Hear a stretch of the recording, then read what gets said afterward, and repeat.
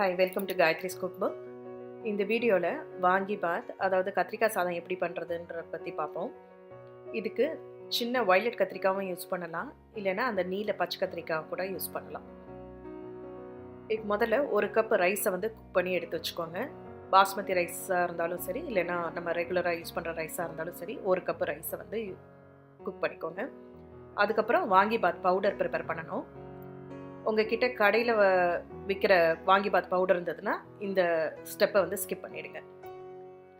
இந்த powder prepare பண்ணுறதுக்கு ஒரு பேனில் 1 டீஸ்பூன் எண்ணெய் விட்டுட்டு அதில் 1 டீஸ்பூன் உளுத்தம்பருப்பு, 1 டீஸ்பூன் கடலைப்பருப்பு, அப்புறம் 1/2 டீஸ்பூன் வெந்தயம்,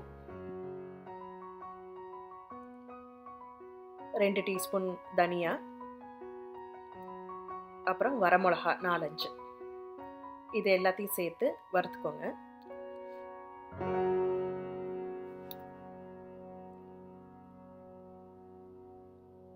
இது நல்லா வறுந்ததுக்கு அப்புறமா தேங்காய் 1/4 கப்பு போட்டு அதையும் சேர்த்து வறுத்துக்கோங்க.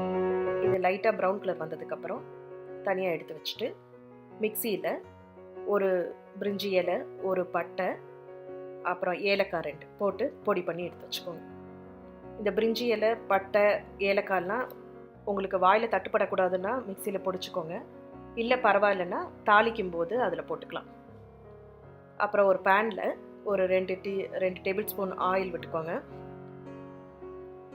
அது சூடானதும் கடுகு 1/2 டீஸ்பூன், உளுத்தம்பருப்பு 1 டீஸ்பூன், கடலைப்பருப்பு 1 டீஸ்பூன், வரமிளகா 1 இல்லை 2 போட்டுக்கோங்க. இதோட சேர்த்து 1/2 கப்பு நிலக்கடலை, ஒரு 10 முந்திரி, அப்புறம் கருவேப்பிலை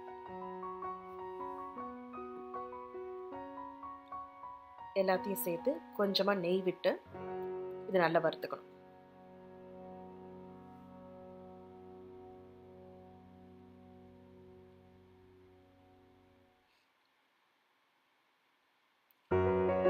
இந்த பருப்பெல்லாம் வறுந்ததுக்கு அப்புறமா வெங்காயத்தை போட்டு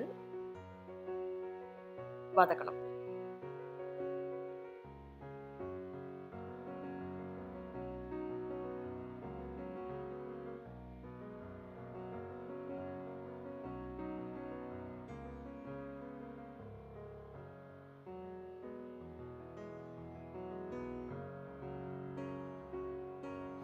இந்த வெங்காயம் நல்லா வதங்கினதுக்கப்புறம் கத்திரிக்காவை போட்டு அதோட கொஞ்சமாக மஞ்சப்பொடி, உப்பு, 1/2 கப்பு புளித்தண்ணி எல்லாத்தையும் போட்டு நல்லா வதக்கணும்.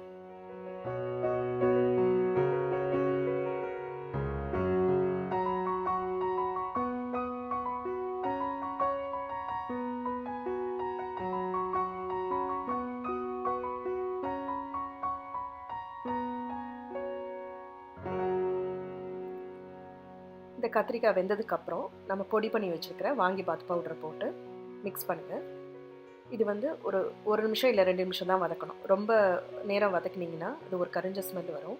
அதனால் கொஞ்சமாக ஆயிலோ இல்லை நெய்யோ விட்டு லைட்டாக வதக்கிட்டு உடனே சாதத்தை போட்டு மிக்ஸ் பண்ணிடணும்.